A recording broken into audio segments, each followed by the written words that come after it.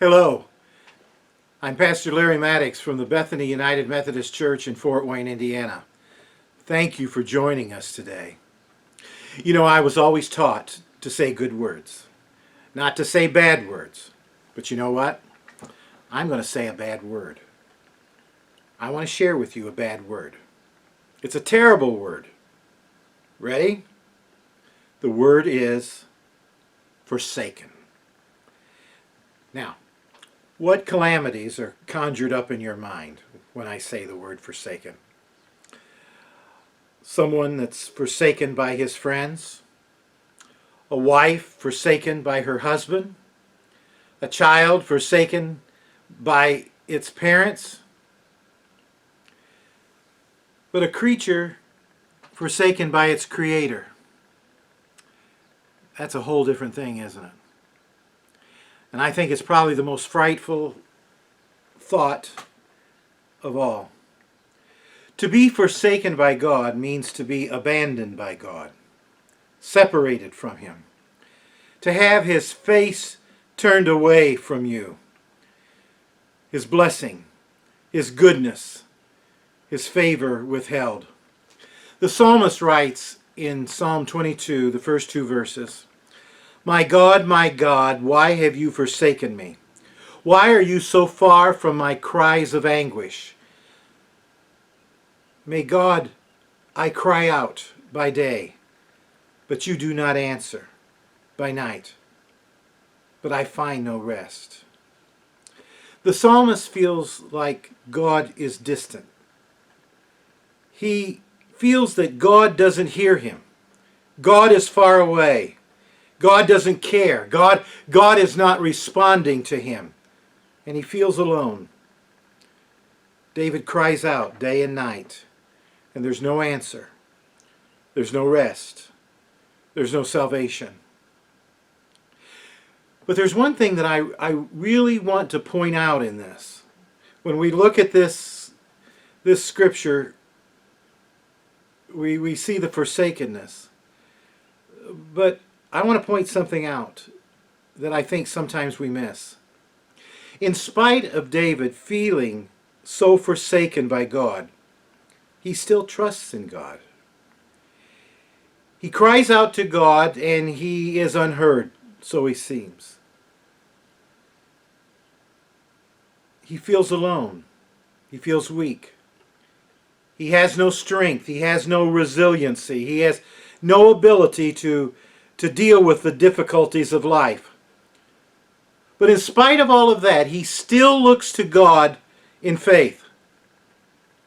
Isn't that amazing? Even in weakness, we can have faith.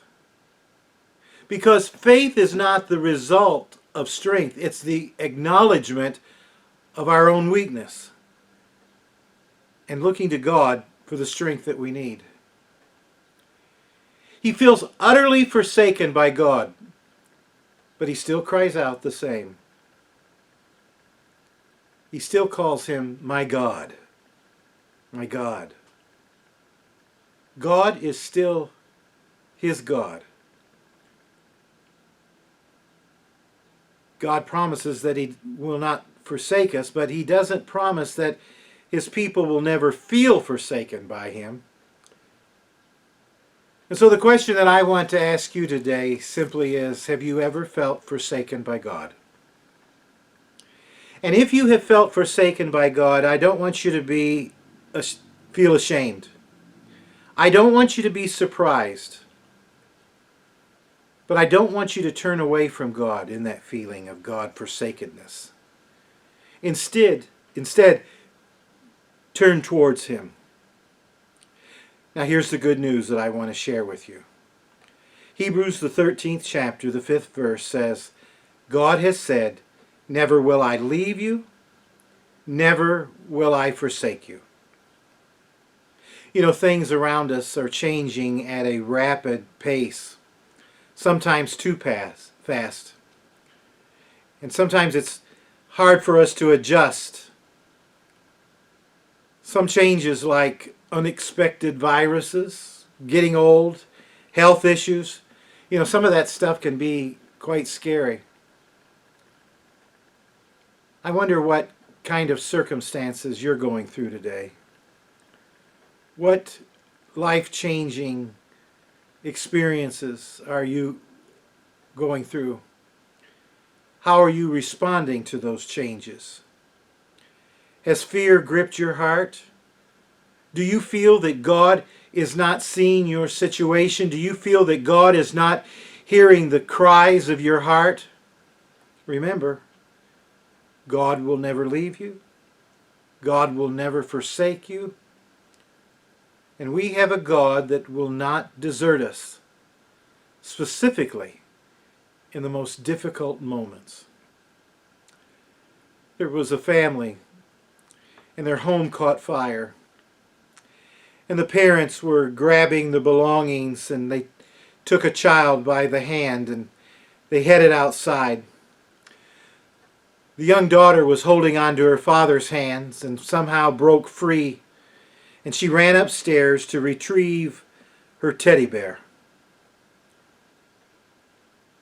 She tried to come down back down the stairs after she had gotten the teddy bear, but she was trapped by the enveloping flames. The little girl ran to an upstairs window, and she shouted to her dad for help. And the father called back, "Jump, honey, I'll catch you."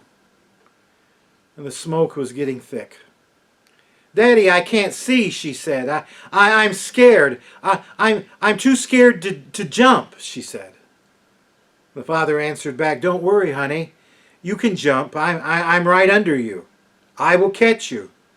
Although you can't see me, I'm here." What needs in your life are you struggling with right now? What flames are enveloping around you? What needs are you praying about today? I want to encourage you to jump into the arms of God. He's there. He hasn't forsaken you. In closing, I want to read Isaiah 41:10. "So do not fear, for I am with you. Do not be dismayed, for I am your God. I will strengthen you and I will help you. I will uphold you with my righteous right hand." There's a threefold promise in that verse. God says He will strengthen us. He will help us. And He will hold us up. The fact is, He will not abandon us. He won't leave us in dire straits or leave us helpless. So, if you're feeling alone or forsaken today, what you need to do is tell Satan that you're not alone, that God is with you. And I want you to look to Him and rest in His presence. Andrew Murray, the great missionary of the 1800s, used to say, "God is much like our bed. In Him we can lay down and rest." You know, this week has been a big week. All weeks have been big during this pandemic and time of separation. But this week, for this pastor, he's been confronted with a lot of different things. There have been a lot of people that have come across my path, and they've been in trouble. They have felt alone. They have felt forsaken. Some have been brokenhearted. Some don't know what to do. And I don't know but what I'm speaking to others that feel the same way. I want you to take hold of these words. I want you to hear this good news, that even though you may feel forsaken, God has not forsaken you. For His promise is true. For He says, "I will never leave you. I will never forsake you." Thank God for that promise. Hold on to it. Rest in it. Stand on it. For it's true. I've proven it. God bless you.